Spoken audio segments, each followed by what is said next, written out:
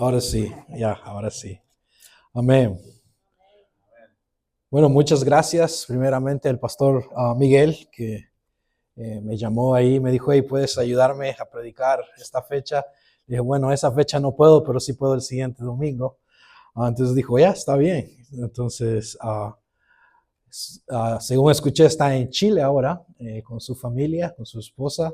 Y que bueno, espero que pueda disfrutar él su tiempo allí con su esposa y pueda recargar energía para cuando regrese aquí tenga más fuerza, porque es difícil ser un pastor. Yo fui pastor por 7 años, no estoy pastoreando más una iglesia, ahora estoy involucrado a través de la Convención Bautista de aquí de Missouri, y somos parte del Southern Baptist Convention, y parte de mi trabajo es viajar mucho, reunirme con pastores, reunirme en iglesias, ayudar a iglesias a estar más involucradas en la obra misionera, y también voy en viajes misioneros. En mayo de este año voy a estar viajando primero a Montana y después con un grupo de 18 personas, vamos a estar viajando al país de Malawi en África, donde ahí hemos estado trabajando, la Convención Bautista ha estado trabajando por varios años, y tenemos algunas escuelas que fueron construidas ahí y estamos entrenando pastores locales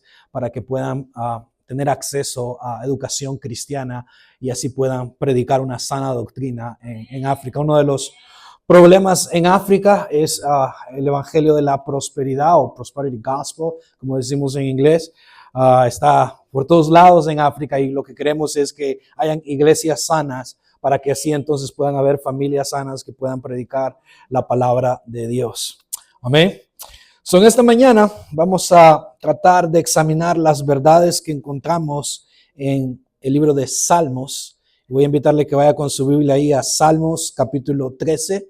Este es uno de mis salmos favoritos. Y quiero comenzar con la siguiente pregunta para cada uno de ustedes. ¿Cómo respondes cuando las cosas en tu vida no salen como esperas que salgan? ¿Cómo respondes cuando el sufrimiento llega, el dolor llega, las pruebas llegan y las dificultades de la vida te golpean? Y quiero que escuche el testimonio de un creyente de Jesús que experimentó algo parecido. Ella dice lo siguiente: en el 2006 a mi papá le diagnosticaron una enfermedad neurológica que le quitó la memoria, le quitó el habla y le quitó el control de los movimientos corporales. Mi papá quedó completamente postrado en cama hasta el 2011. Ahí mi madre lo siguió cuidando en casa hasta el día de hoy. El comienzo de su enfermedad fue un poco oscuro. En medio de las pruebas, aunque estas parecían abrumadoras, poder confiar en Dios y poder tener mi confianza basada en las promesas que Dios me ha dado. Y por eso no fui destruida. Por eso el amor de Dios me mantuvo. Pero ¿qué hay acerca de nosotros? Muchos de nosotros entendemos estas verdades. Hay que confiar en Dios. Hay que confiar en Dios cuando estoy enfermo, cuando alguien de mi familia está pasando por dolor. Entendemos muchas veces estos conceptos. Pero ¿cómo llevamos estos conceptos a la práctica? ¿Cómo los experimentamos realmente? Y me encanta el Salmo capítulo 13, porque el Salmo 13 básicamente está explicándonos cómo podemos pasar del lamento al gozo. ¿Cómo podemos entender que a pesar de que muchas veces las circunstancias de la vida no van a cambiar y que va a tomar mucho tiempo en que esto cambie, pero aún así podemos alabar a Dios en medio de las circunstancias difíciles de la vida? Así que en esta mañana quiero que tomemos algunos minutos estudiando el Salmo capítulo 13. ¿Qué le parece si lo leemos juntos? Póngase de pie y lo leemos todos juntos. Salmo capítulo 13. Y dice lo siguiente: ¿hasta cuándo, Jehová? ¿Hasta cuándo me olvidarás para siempre? ¿Hasta cuándo esconderás tu rostro de mí? ¿Hasta cuándo pondré consejo en mi alma, con tristezas en mi corazón cada día. ¿Hasta cuándo será enaltecido mi enemigo sobre mí? Mira, respóndeme, oh Jehová, Dios mío, alumbra mis ojos para que no duerma de muerte, para que no diga mi enemigo, lo vencí. Mis enemigos se alegrarían si yo resbalara, mas yo en tu misericordia he confiado. Mi corazón se alegrará en tu salvación. Cantaré a Jehová porque me ha hecho bien. Vamos a Dios en oración. Señor, gracias primeramente por el Salmo capítulo 13, escrito por David en un momento difícil de su vida, Señor. No entendemos cuáles eran las circunstancias alrededor de David en ese momento, pero entendemos que los enemigos estaban acusándolo y él se sentía temeroso. Y quizás algunos de los que están aquí se sienten de esa misma manera hoy. Quizás se sienten abrumados por las dificultades de la vida, abrumados por lo que el futuro va a traer, abrumados quizás por el dolor. Y Señor, tu palabra está aquí para alimentarnos, para animarnos, pero sobre todo para aprender. Y lo que vemos en el Salmo capítulo 13, Señor, es este momento en el cual David pasa del lamento a la alabanza. Y oramos, Señor, para que así, a través de las circunstancias que experimentamos en la vida, nosotros también podamos pasar del lamento a la alabanza. Oramos, Señor, en esta mañana y te pedimos que de acuerdo a tu palabra, tú puedas desafiar nuestro espíritu y nos ayudes a confiar más en ti. Oramos en el nombre de Jesús. Amén y amén. Puede tomar su lugar. ¿Saben? Me encanta este salmo y la razón por la que este salmo me gusta, número uno, es porque nos da un resumen de todo lo que encontramos en el libro de los salmos. No sé si alguna vez ha visto la estructura del libro de los salmos, pero el libro de los salmos va a comenzar primero con Salmo capítulo 1 y capítulo 2, que son una introducción del libro. Salmo 1 nos va a hablar acerca de el Torá, las instrucciones que los judíos tenían que seguir. Pero Salmo capítulo 2 es una profecía mesiánica, nos está hablando acerca de lo que ha de venir. Y bajo esos dos términos es que todo el libro de Salmos se extiende. Y luego entonces encontramos el resto del libro, que está dividido en 5 libros. Pero al final del libro vamos a encontrar que hay una explosión de adoración.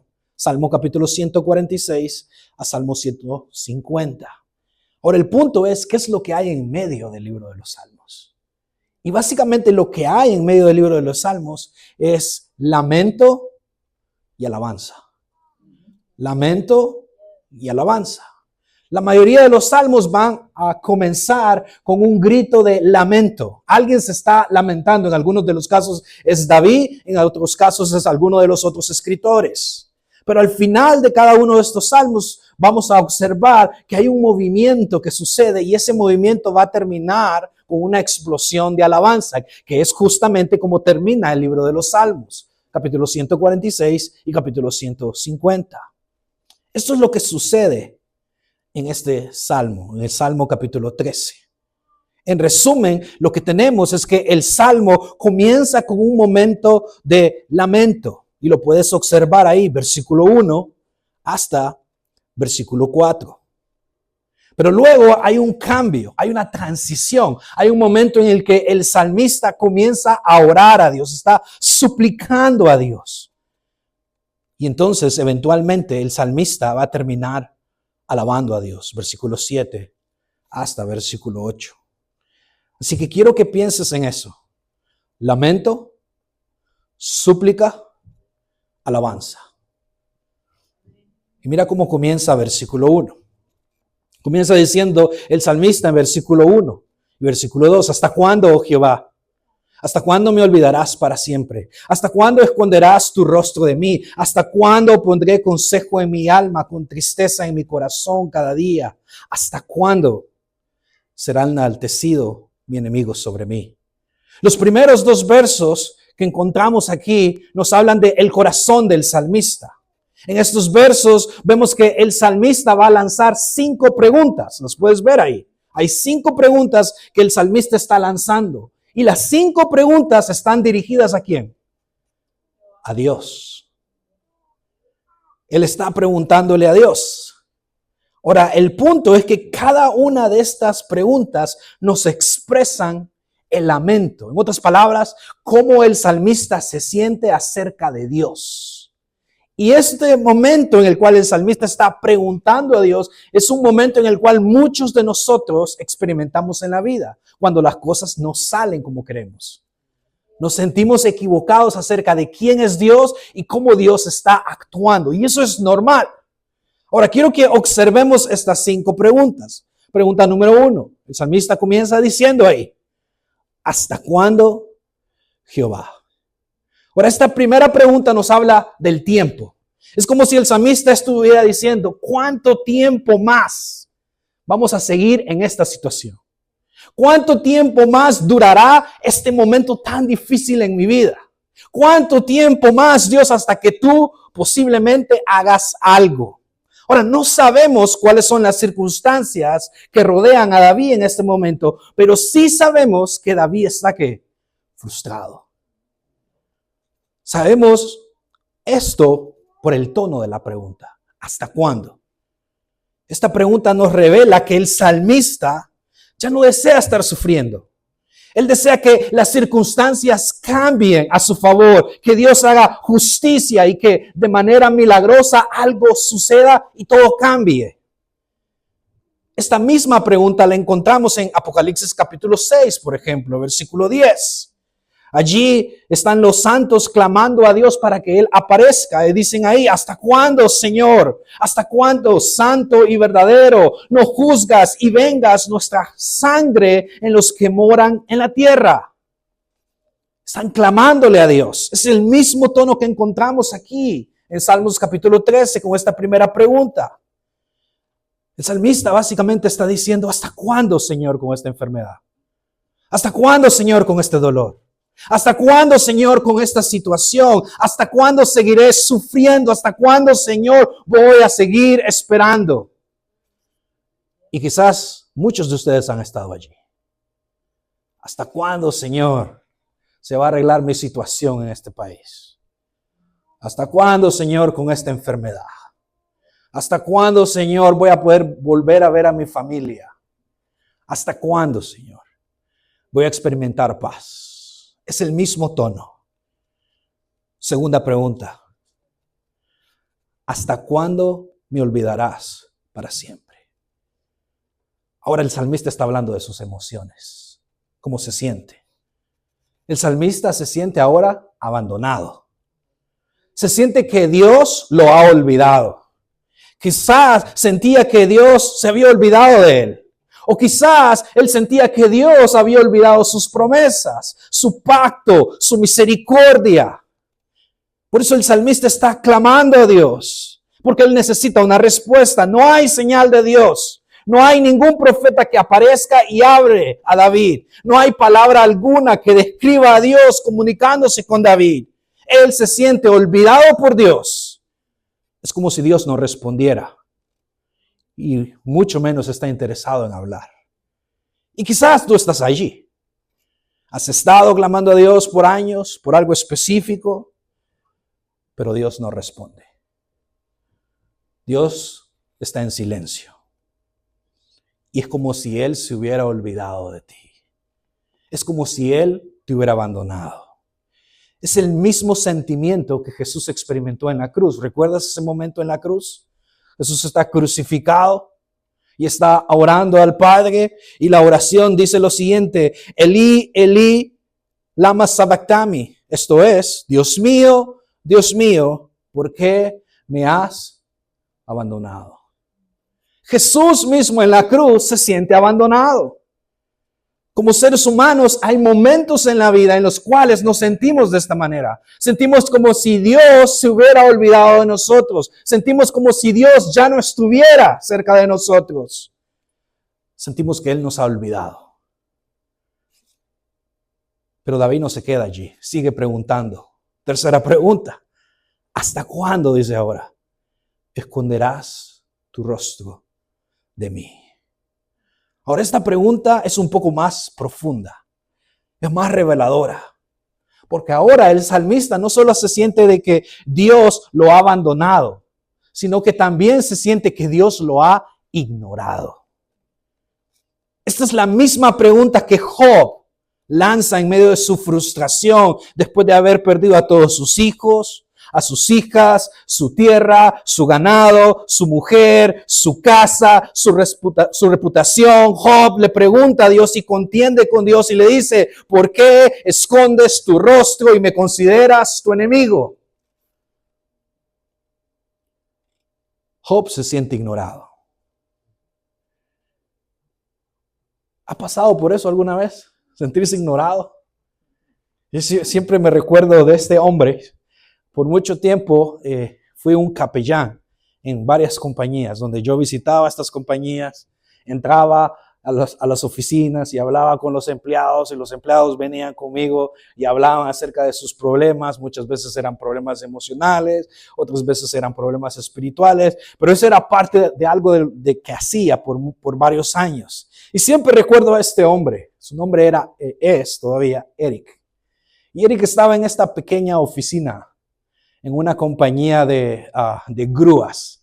Y cada vez que yo visitaba esa compañía, mi trabajo era tratar de hablar con cada persona que estaba allí. Pero Eric era uno de esos difíciles de hablar, porque nunca salía de su oficina y nunca quería hablar con nadie, menos conmigo. Así que yo siempre recuerdo que tocaba la puerta y decía, "Hey Eric, how's it going?" Y decía, "Is anything you need?" Y cada semana yo hacía lo mismo para que quizás Eric pudiera responder. Pero él nunca respondió. Siempre era lo mismo. "Hey Eric, how are you doing?" Nunca decía nada. Es feo ser ignorado. Muchas veces sentí, este me está ignorando. Yes, he is. Indeed. Pero muchas veces sentimos que esto es lo que sucede con Dios. Oramos, no sentimos nada, no hay lágrimas. Nos sentimos como, siento como que Dios no estuviera aquí. Pero esto es parte de la vida, es parte de lo que tenemos que experimentar para crecer en nuestra fe. Y esto es lo que David está haciendo aquí. Él está tratando de expresar lo que siente. Estas tres preguntas que David está lanzando aquí nos muestran cómo se siente David en el fondo. David está lamentándose por la ausencia de Dios, por el abandono de Dios, porque las circunstancias de la vida no cambian. Y entonces David continúa preguntando. Pregunta 4, dice, ¿hasta cuándo? Dice, pondré consejo en mi alma, con tristezas en mi corazón cada día. Ahora, David es como si, en esta pregunta, es como si él estuviera diciéndole a Dios, ¿hasta cuándo tendré que luchar con la angustia de mi alma, con tristeza en mi corazón día tras día tras día? Es como si David estuviera diciendo, ¿hasta cuándo seguiré tratando de darle consejo a mi alma para poder cambiar la manera en la cual estoy respondiendo a las circunstancias? Y quizás David ya había experimentado todo. Quizás ya había leído la palabra, quizás ya había estado con otros creyentes, pero él todavía se sentía miserable. Y quizás tú estás ahí. Has tratado de todo. Has ido ahí con personas que te den consejos. Quizás has estado con algún psicólogo. Quizás has estado en alguna meditación. Quizás has tratado de buscar algún consejero. Quizás has tratado todos los medios. Y todavía te sientes igual. Esta es la manera en cómo David se siente. En medio de su soledad, David trata de encontrar ayuda pero la tristeza no se va, más bien se hace más intensa. Mira cómo termina la última pregunta, versículo 2. ¿Hasta cuándo, dice David, será enaltecido mi enemigo sobre mí? Ahora, esta última pregunta nos da la razón por la cual David se siente como se siente. ¿Cuál es? Sus enemigos. Los enemigos de David. Ellos han tomado terreno en la vida de David. La realidad de David es que Dios no está interviniendo y tampoco se involucra en esta situación específica. Y la situación específica son sus enemigos. David dice, ¿hasta cuándo? ¿Por qué me sigues ignorando? ¿Por qué no cambias las circunstancias? ¿Por qué me siento abandonado? ¿Por qué el momento de que mis enemigos están aquí y me hacen sentir mal? ¿Por qué? David está expresándose. Es claro que en estos versos David está sacando lo que hay en su corazón. Y sabe, este es uno de nuestros problemas muchas veces cuando oramos. No le decimos a Dios cómo nos sentimos. Es más, muchas veces hasta nos cuesta trabajo decirle a otros cómo nos sentimos por dentro. Aún hasta nuestra propia pareja.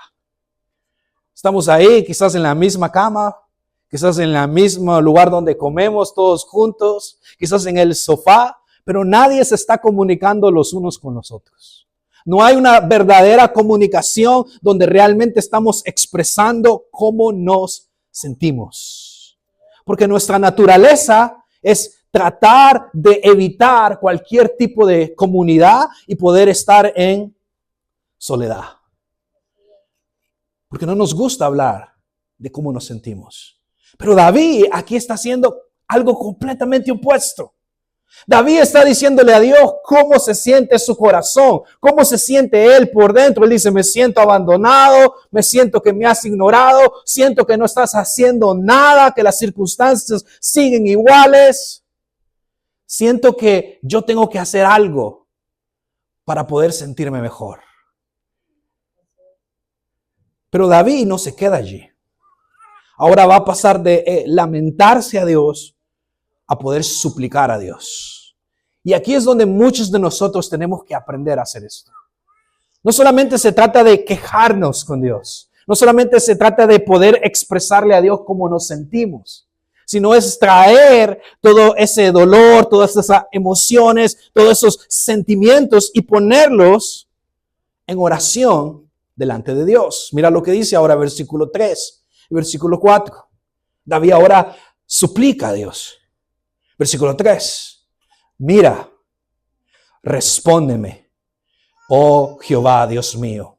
Alumbra mis ojos para que no duerma de muerte, para que no diga mi enemigo, lo vencí. Mis enemigos se alegrarían si yo resbalara. Ahora vemos en los versículos 3 y 4 que David está pidiéndole a Dios que haga algo. Está suplicándole a Dios que intervenga en su situación. Su súplica comienza diciéndole, considera a Dios. Respóndeme, oh Señor. Por favor, Dios, ilumina, ¿qué cosa? Mis ojos. Ilumina mis ojos. Y esto es importante. Porque uno de los problemas que tenemos nosotros como creyentes o seguidores de Jesús es que muchas veces vemos las cosas desde nuestra propia perspectiva y no de la perspectiva de Dios. Y para poder ver las cosas desde la perspectiva de Dios, nuestros ojos necesitan ser ¿qué? Iluminados, como dice aquí David.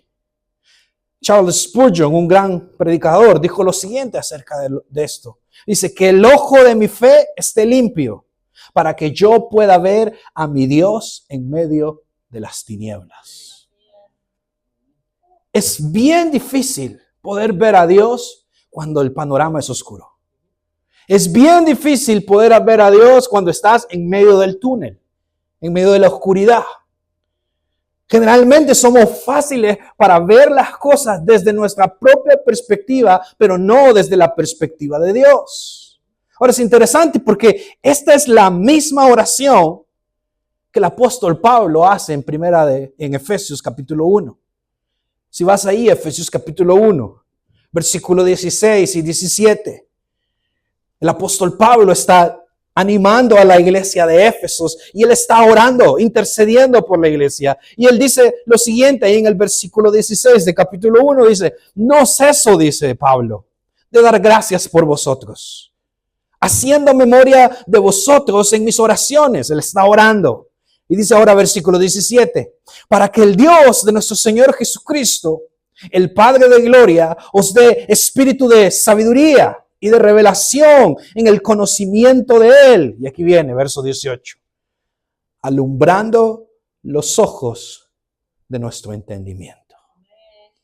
Necesitamos que Dios nos ayude a ver las cosas desde la perspectiva de Él, desde su propia sabiduría, desde su propia revelación. Y cuando estoy hablando de la revelación, no estoy hablando de algo desconocido, estoy hablando de algo que conocido, su palabra que ha sido revelada a cada uno de nosotros. Cuando entiendes las promesas de Dios y sabes cómo se cumplen esas promesas de Dios en tu vida, entonces la manera en cómo ves las circunstancias difíciles de la vida te va a hacer cambiar la manera en cómo vas a responder. Pablo entendía eso. David lo entiende.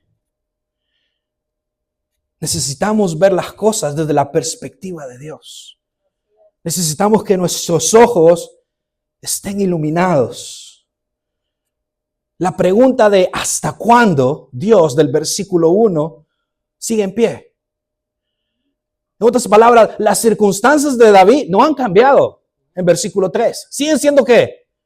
Las mismas. Lo único que ha cambiado es que ahora David ha cambiado la manera en cómo ve las cosas. Ya no las ve desde su propia perspectiva, sino que ahora las ve desde la perspectiva de Dios. Y por eso dice, ilumíname.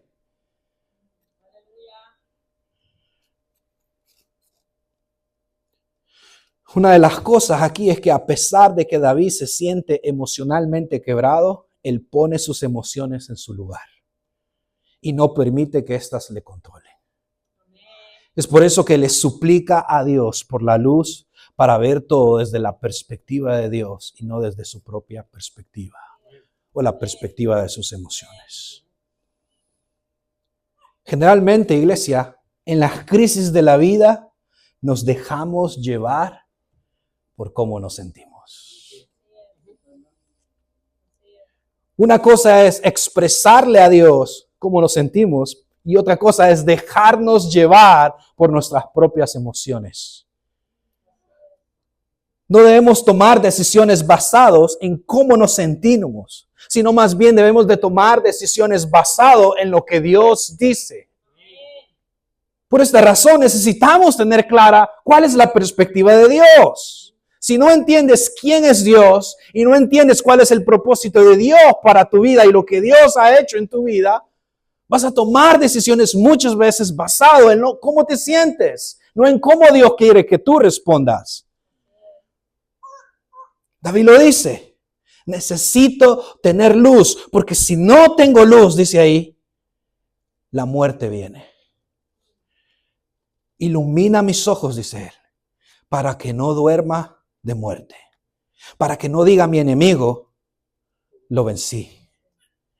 Para no resbalar en el pecado, ilumina mis ojos, así no voy a resbalar. Este es uno de los peligros. En medio de las pruebas es muy fácil pecar en contra de Dios.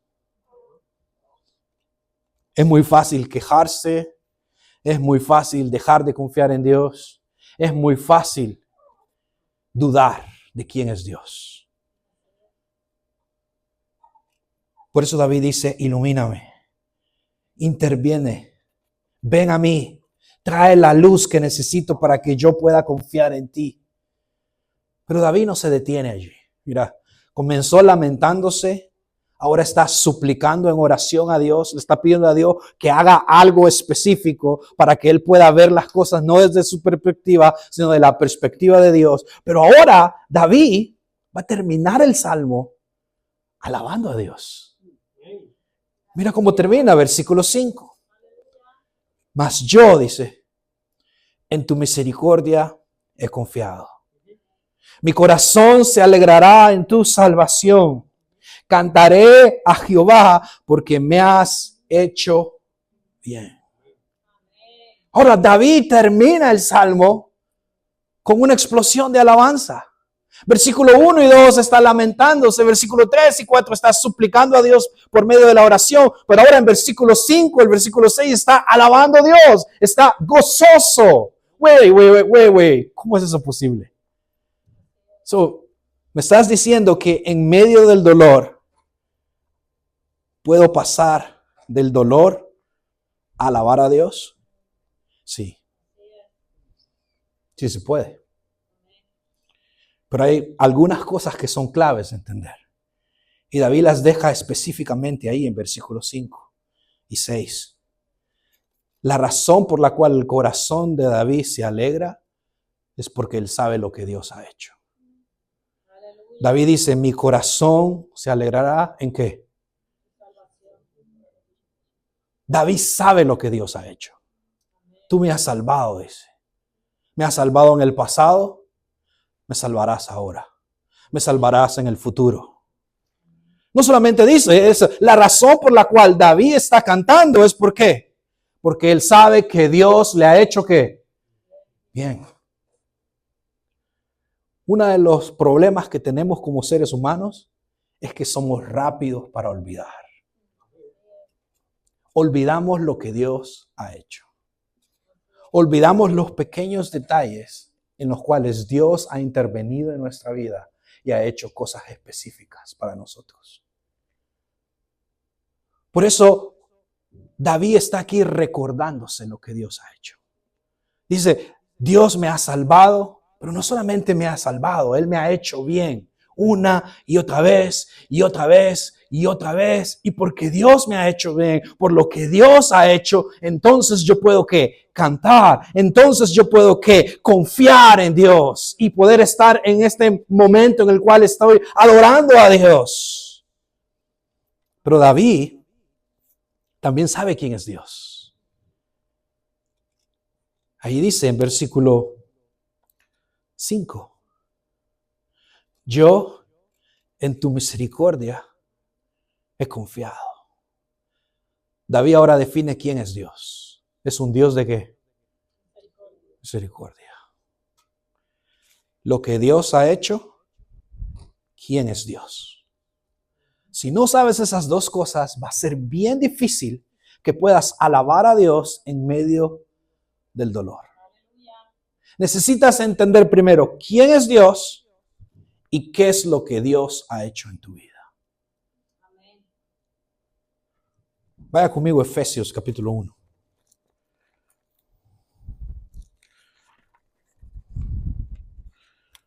Efesios capítulo 1.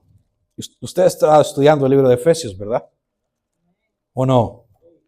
Sí, creo que sí. El pastor me dijo que había estado predicando en Efesios, ¿o no? Sí, ¿verdad? Sí, Efesios 1. Entonces, este es un libro que una carta que usted conoce, porque ya la estudió.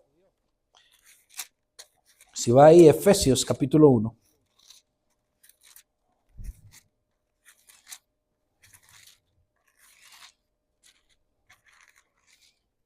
Dice lo siguiente, versículo 3.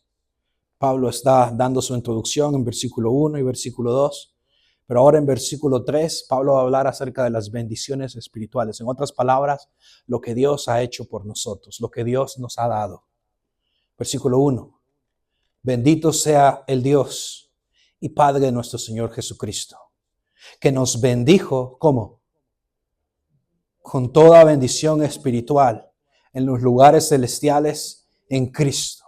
¿Qué hizo Dios? Te bendijo. No solamente eso, continúa leyendo. Versículo 4, sino según nos escogió en Él antes de la fundación del mundo para que fuésemos santos y sin manchas delante de Él. ¿Qué hizo Dios? Te escogió. ¿Para qué? Para que vivas sin qué? Sin mancha. Versículo 5, en amor te escogió, habiéndonos predestinado para hacer qué. Antes no eras parte de la familia de Dios. Ahora has sido ¿qué? Adoptado. Te bendijo en los lugares espirituales, te escogió, te adoptó para ser adoptados hijos suyos por medio de Jesucristo, según el puro afecto de su voluntad, para alabanza de la gloria de su gracia. Ten en cuenta esa palabra. Este es el propósito por el cual Dios hizo lo que hizo, para que ahora tú puedas traer gloria y honor a Dios. Versículo 6, con el cual nos hizo aceptos en el amado. En otras palabras, nos aceptó. En quien tenemos ¿qué? Redención. Dios te ha redimido. ¿Cómo? Por su sangre. Te escogió, te adoptó, te redimió, te bendijo. Versículo 8. Que hizo sobreabundar para con nosotros en toda sabiduría e inteligencia, dándonos a conocer el misterio de su voluntad, según su beneplácito, el cual se había propuesto en sí mismo de reunir todas las cosas en Cristo, en la dispensación del cumplimiento de los tiempos, así los que están en los cielos como los que están en la tierra, en Él. Versículo 11. Asimismo, tuvimos que herencia, y habiendo sido predestinados conforme al propósito del que hace todas las cosas según el designio de su voluntad, a fin de que seamos para alabanza de su gloria nosotros los que primeramente esperábamos en Cristo. En Él, verso 13. También vosotros, habiendo oído la palabra de verdad, el evangelio de vuestra salvación, y habiendo creído en Él, ¿fuisteis qué? ¿Con qué? Esto es suficiente. Escogido, bendecido, adoptado, aceptado, sellado, redimido. ¿Qué es lo que Dios ha hecho por ti? Esto es lo que David está hablando en Salmo 13. David recuerda, esto es lo que Dios ha hecho por mí. Y porque Él ha hecho esto por mí, no importa que las circunstancias sean las mismas, no importa que nada cambie, yo puedo alabar a Dios por lo que Él ha hecho. Porque si Él lo hizo antes, Él lo va a seguir haciendo ahora. Termino. Salmo 103.